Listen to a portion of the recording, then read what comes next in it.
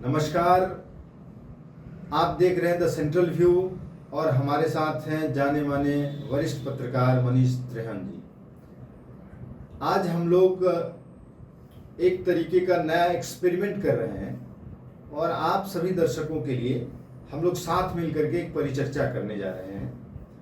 मुख्य रूप से हर बिंदुओं पे हम लोग बात करते आए हैं और आप तमाम दर्शक हम लोगों को बहुत ही हौसला भी दे रहे हैं और बहुत मजबूती से एक निष्पक्ष पत्रकारिता को सराह भी रहे हैं। आप सभी दर्शकों का मैं बहुत बहुत स्वागत और आभार व्यक्त करता हूं। आज हम थोड़ा सा बात कर लें। एक फोटो माननीय प्रधानमंत्री जी का बहुत वायरल हो रहा है। आप सब लोगों ने भी देखा होगा कि प्रधानमंत्री जी का बॉडी लैंग्वेज को लेकर के बहुत तरह की बातें हो रही हैं। वो जब अपने कार में बैठ रहे हैं तो सीट बेल्ट कोई और लगा रहा है और तभी से एक चर्चा राजनीतिक गलियारों में तेज हो चली है कि क्या मोदी जी अब उम्र के उस दहलीज पे पहुंच गए हैं जहां पे बात मार्गदर्शन मंडल जिसको कहते हैं भारतीय जनता पार्टी के अंदर उसकी हो रही है। तो क्या प्रधानमंत्री मोदी जी अब मार्गदर्शन मंडल में जाने के लिए तैयार हो रहे हैं?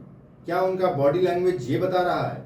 क्या संघ की तरफ से भी एक दबाव है? और क्या भारतीय जनता पार्टी जिस तरीके से बैकफुट पे है और प्रधानमंत्री मोदी जी और गृह मंत्री अमित शाह विपक्ष के निशाने पे हैं, तो ऐसे में क्या कोई नई राजनीति की ओर हम लोगों को इशारा मिल रहा है? उसी को लेकर के आज हम बातचीत करेंगे।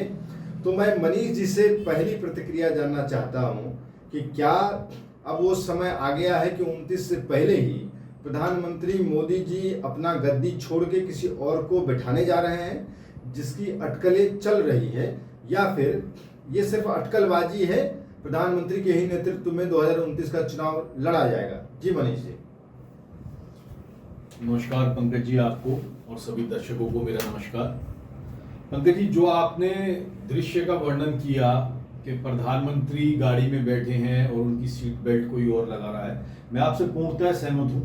देखिए, उम्र तो अपना रंग दिखाती ही है और आदमी चाहे कितने ही प्रयास कर ले, उम्र एक ऐसी चीज है कि वो सब पे हावी रहती है और धीरे धीरे मनुष्य की जो है शारीरिक क्षमताएं घटती चली जाती हैं। चाहे वो अपने आप को नश्वर माने, चाहे वो अपने आप को अवतार पुरुष माने, चाहे बायोलॉजिकल ना माने या कुछ भी कहें, लेकिन उम्र ऐसी होती है जो हर व्यक्ति पे अपना असर दिखाती है और उसका असर प्रधानमंत्री पे भी साफ दिख रहा है।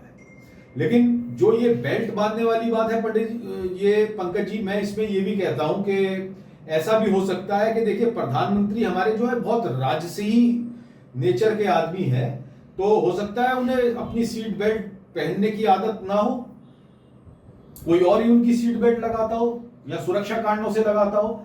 अब इतना हमने निजी रूप से तो नहीं देखा, अब हो सकता है उन्हें ऐसे भी शौक हो कि उनका जूता कोई उनको और पहनाए, चप्पल कोई लेके आए, तो ये तो उनकी व्यक्तिगत जो है वो चॉइस हो सकती है। लेकिन आप देखिए, जो आपने दूसरी बात कही कि उनकी बॉडी लैंग्वेज, देखिए 75 साल में उनके हटने की अटकलें लग रही थी और बहुत जोर शोर से ये बातें उठ रही थी कि प्रधानमंत्री को जो है वो संघ का भी ऐसा दबाव है। मोहन भागवत ने भी उससे पहले ऐसे बयान दिए थे कि 75 के बाद जो है मार्गदर्शन मंडल में चले जाना चाहिए। लेकिन उसके बाद लगता है मोहन भागवत के और प्रधानमंत्री के बीच एक सहमति बन गई कि आप भी रहिए और मैं भी रहता हूं। तो दोनों 75 के होने के बाद उन्होंने कहा, ना आप मुझे कहिए ना मैं आपको कहता हूं। हाँ, वैसे प्रधानमंत्री जी 77 के हो गए हैं। हाँ। एक बात पे और आपकी टिप्पणी बहुत जरूरी है कि एक सूत्रों के हवाले से मैं यूं कहूं कि ये खबर बहुत तेजी से फैल रही है कि संघ के अंदर जिस प्रकार से भारतीय जनता पार्टी की राष्ट्रीय कार्यकारिणी की घोषणा हुई है, उसमें संघ के तरफ से राम माधव जी की वापसी तो जरूर हुई है, लेकिन कहीं न कहीं संघ के तरफ से कुछ और लोगों की नियुक्ति होनी थी जो नहीं हो पाई। और ऐसी सूचना हमारे पास है कि संघ के कुछ जो बड़े नेता हैं वो थोड़े से नाराज हैं और वो चाहते थे कि संघ के कुछ और पदाधिकारी जिनके बारे में ये कहा जाता है कि वो डायरेक्ट चाहते थे कि राष्ट्रीय कार्यकारिणी में उनको जगह दिया जाए, वो नहीं मिल पाया है। तो इसको लेकर के आपका टेक हम जानना चाहते हैं कि क्या वाकई ऐसा था या जैसा ये लोग कहते हैं कि संघ का भाजपा में कोई हस्तक्षेप नहीं है या भाजपा स्वतंत्र है, संघ स्वतंत्र है, तो क्या ये बात सही है या फिर इस बात में सच्चाई है कि हाँ, संघ के दबाव में भाजपा कार्य करती है और संघ जैसा निर्देश करती है वैसे ही भारतीय जनता पार्टी के बड़े नेता करते हैं? देखिए पंकज जी, संघ या भाजपा, भाजपा या संघ, ये मूल रूप से जो भाजपा का उद्गम हुआ है ये जनसंघ या संघ से ही हुआ है और ये दोनों जो है वो गुथे हुए हैं आपस में। अब अपने राजनीतिक पारी के नफे और नुकसान को देखते हुए कभी अपने आप को अलग अलग बता देते हैं और कभी अपने आप को एक साथ बताते हैं, लेकिन मूल रूप से आप देखेंगे कि संघ और भाजपा एक ही हैं। अब देखिए, जब से भाजपा सत्ता में है तो आप ये देखिए कि संघ कौन सा ऐसा क्षेत्र है जहां संघ का उद्गम नहीं हो रहा है या वो फायदा नहीं उठा रहा उस चीज का। या संघ जो है, आप देखिए कितना भव्य मंदिर से लेके और आपके और संघ को आप देखिए कि कितने बड़े बड़े भवनों का निर्माण करवा रहा है, अपने लोगों को एडजस्ट करवा रहा है, पूरा एजुकेशन सिस्टम जो है वो उन्होंने अपनी ग्रिप में ले रखा है। तो ऐसा कुछ नहीं है कि संघ और भाजपा एक दूसरे से इतर हैं, ये दोनों एक ही हैं। लेकिन बचने के लिए जब कोई ऐसी बात आती है कि बाहर से कोई ऐसा प्रहार होता है तो अपने आप को अलग अलग आइडेंटिटी बता देते हैं।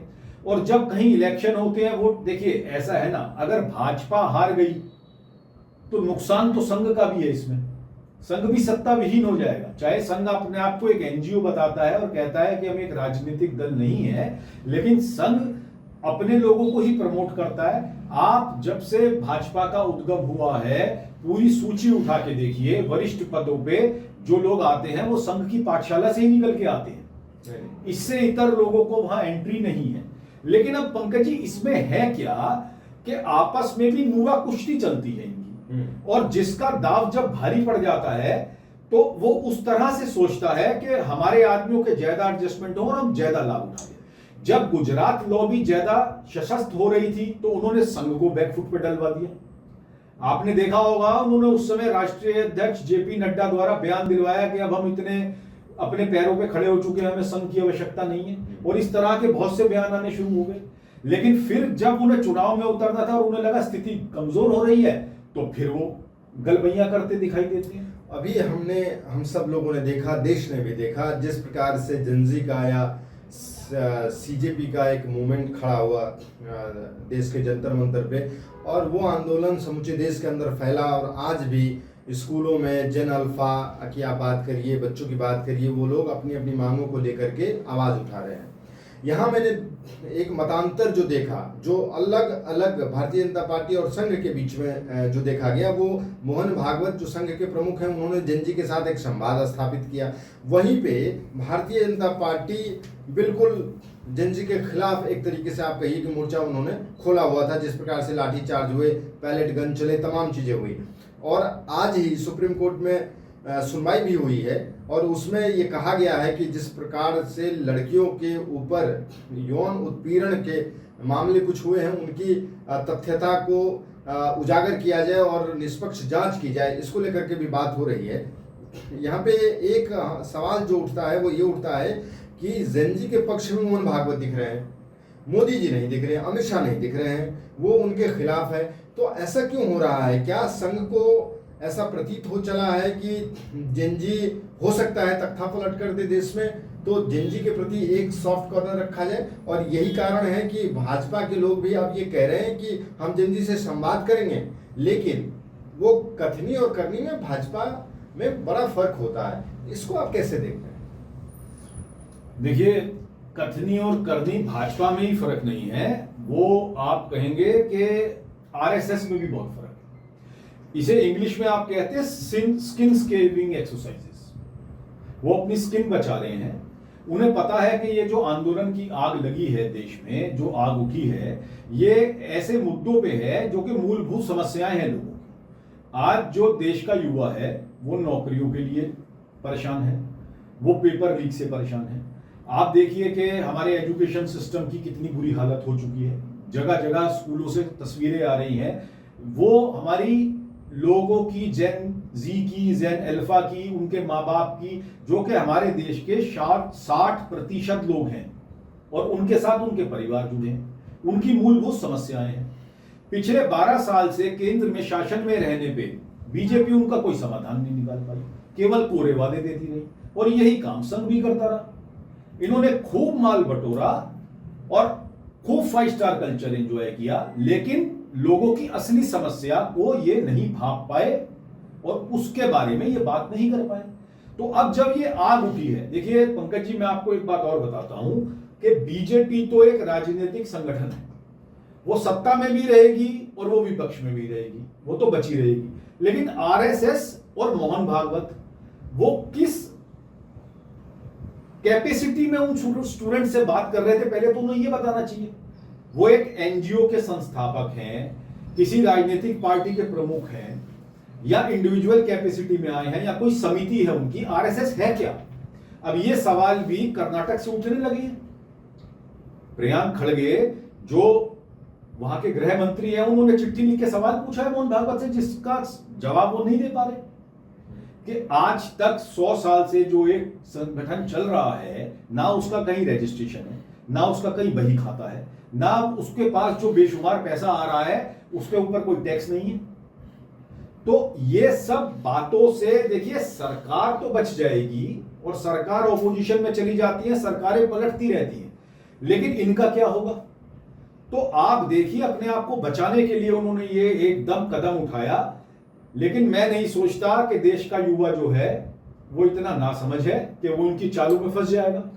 एक और आखिरी सवाल कर लूं आपसे। पिछले दिनों मैंने देखा कि बाबा रामदेव का भी एक बयान आया और वो जेनजी के पक्ष में आया और वो ये कह रहे थे कि भाई बच्चों की समस्याओं को सुनना चाहिए, उनसे संवाद स्थापित करना चाहिए और उनकी जो समस्याएं हैं उनका समाधान निकलना चाहिए, क्योंकि इस देश में बेरोजगारी बढ़ रही है, महंगाई बढ़ रही है और तमाम बातें उन्होंने की। वो बाबा रामदेव जो पिछले 12 वर्षों से डट करके सरकार के साथ खड़ी थी, उनको अचानक क्या ये अंदाजा होने लगा है कि सरकार बदलने वाली है, या फिर क्या उनको संघ का सपोर्ट है और संघ के कहने पे उन्होंने ऐसा बयान दिया? इसको लेकर के मनीष जी आप क्या सोचते हैं? देखिए, पहले तो आप जिन्हें बाबा रामदेव कह रहे हैं, मैं लाला रामदेव कहता हूं उन्हें। वो एक कुशल व्यापारी हैं और आज आप कहें तो एक स्थापित उद्योगपति हैं। वो उन्होंने भरपूर लाभ उठाया सरकार का। उन्होंने जब कांग्रेस के खिलाफ धरना प्रदर्शन किया 2012 में, जब सत्ता परिवर्तित हुई, तब से लेके अब तक वो खूब सत्ता की मलाई चाटी उन्होंने और नाना प्रकार के फायदे उठाए, जिसमें बहुत जमीनें उनको आवंटित की गई, बहुत से उन्होंने और लाभ उठाए टैक्स के रूप में, अन्य रूप में, और वो सरकार के किसी भी गलत फैसले पे, निर्णय पे वो हमेशा खामोश रहे। अगर कभी पत्रकारों ने उनसे ये बात पूछी कि बाबा जी आप ये कहा करते थे कि जब अगर भाजपा सत्ता में आ जाएगी तो पेट्रोल 35 रुपए लीटर बिकेगा और आपने ये वादे किए थे ये, तो उन्होंने कहा कि पूछ पाड़ लेगा मेरी। इस तरह के उन्होंने शब्दावली का प्रयोग किया। वही बाबा रामदेव अचानक ऐसा क्या हुआ पंकज जी कि वो एकदम बच्चों के सुर में सुर मिलाने लगे? उन्हें ये सरकार की नीतियां गलत लगने लगी, उन्हें ये समस्याएं जेन्युइन लगने लगी कि स्कूलों में शिक्षा माफिया काम कर रहा है, कोचिंग माफिया काम कर रहा है, स्कूलों में मूलभूत सुविधाएं नहीं है। वो एक कुशल व्यापारी हैं, हवा का रुख वो भांप लेते हैं पहले, यही उनकी सफलता का कारण है। और देखिए उनको पता लग चुका है कि इस सत्ता के ज्यादा दिन नहीं रह गए, और फिर वही जो मैंने आपसे पहले कहा कि आरएसएस के लिए ज्यादा मुश्किल खड़ी होगी और बाबा रामदेव के लिए ज्यादा मुश्किल खड़ी होगी। बीजेपी एक राजनीतिक पार्टी है, वो पक्ष में भी रह सकती है और विपक्ष में भी। और आप कहें कि बीजेपी, मैं ये मानता हूं कि वो पक्ष में कभी इतनी अच्छी नहीं रही जितना अच्छा उसने देश को विपक्ष दिया है। बहुत अच्छे तरीके से आपने चीजों को समझाया हमारे दर्शकों के लिए। तो जो मोदी जी का जो फोटो एक वायरल हो रहा है, उसको लेकर के हमने कुछ बातें रखी। भाजपा में और संघ में जो मतांतर हैं और जिस प्रकार से खबरें आती है, अंदरूनी खबरें आती है, वो सोर्स नहीं बताते हैं लेकिन खबरें प्लांट कर दी जाती है, वो तमाम चीज़ें हम दिल्ली में रहने वाले जो पत्रकार हैं वो कुछ बातों को जानते हैं।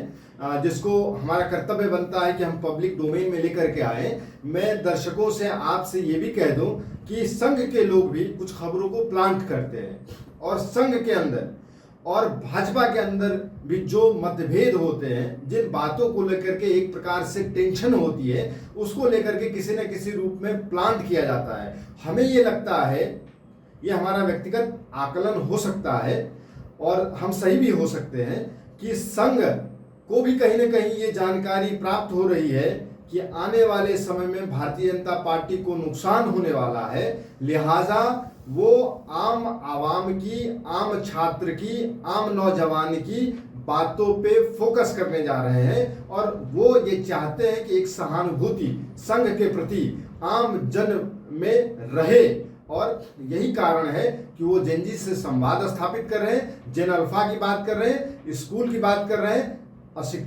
शिक्षा की बात कर रहे हैं और बेरोजगारी की बात कर रहे हैं। तो आज की परिचर्चा में इतना ही। दर्शकों, हमारी दूसरी परिचर्चा होगी आने वाले एपिसोड में। तब तक के लिए दीजिए इजाजत। नमस्कार। देखते रहिए द सेंट्रल व्यू और जो सब्सक्राइब आप लोगों ने नहीं किया है, आप लोगों से आग्रह है, रिक्वेस्ट है कि चैनल को सब्सक्राइब कर लीजिए और लाइक जरूर कर दीजिए। धन्यवाद। Thank you.